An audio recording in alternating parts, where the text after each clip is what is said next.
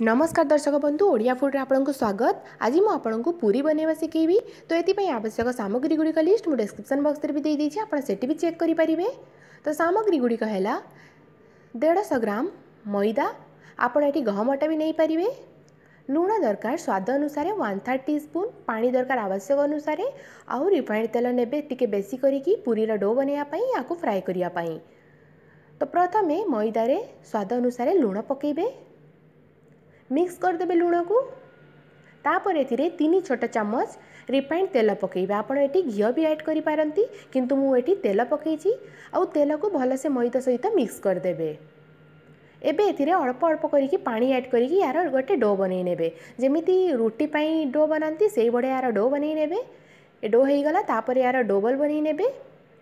तो मु 150 ग्राम मैदा रे 8टा पूरी बनैबी। एबे पूरी को बेलिबा, तो सेति मुझे किसी सुखिला मैदा नहीं। तो प्रथमे गोटे डो बल नबा, आउ एथिरे सुखिला मैदा टिके छिंची देबे, तापर याकू रोल करिवे। आपण एठी रिफाइंड तेल भी टिके लगे कि याकू बेली परिबे। तो आपण जेते बड़ साइज रो पूरी खांती सेही हिसाब रे पूरी को बेली नेबे, टिके पतड़ा करिके बेलिबे, आउ याकू प्लेट रे बाहर कर देबे। तो यही प्रोसेस रे सब पूरी को बेली नेबे, तापर याकू फ्राए करिबा। तो सेति मु एठी हाई फ्लेम रे रिफाइंड तेल भलसे गरम कर नेछि। तेल को हाई फ्लेम रे गरम करिवे, तापर एथिरे पूरी पकेइबे। पूरी पकई सारला परे पूरीर ऊपर पार्ट को हल्का हल्का प्रेस करिवे, जहा द्वारा या भल फुलिबो। आउ दी साइड रु यार कलर हल्का गोल्डन ब्राउन कलर हवा पर्यंत याकू फ्राए कर नेबे। जेते बेले भी पूरी फ्राए करिवे सेते बेले हाई फ्लेम रे याकू फ्राए करिवे। आउ तेल भलसे गरम हो सारला परे ही पूरी पकेइबे। तो ही गला देखंतु दी साइड रु भलसे फ्राए हो जाइछि। तो सेम प्रोसेस रे पूरी सबू को फ्राए कर नेबे।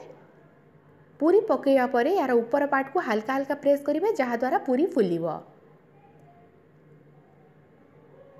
तो सेम प्रोसेस रे मु सबू पूरी को फ्राए कर नेबी। तो एबी हे गला याकू भी बाहर कर नेबे। तो ये पूरी रेडी हो जाइए सर्व करने। मु या आड़ू कषा सहित सर्व करी।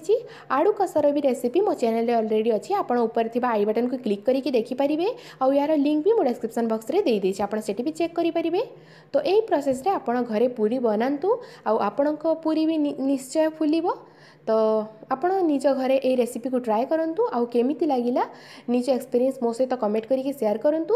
जदि आपंको मोर ए रेसिपी गुड़िक भल लगुच, तेज आप मोर ए चैनल को सब्सक्राइब करने जमारू भूलिबे नहीं। आउ ए रेसिपी गुड़िक हिंदी रे देखिया पई पब्लिश किचन को सब्सक्राइब करंतु। धन्यवाद।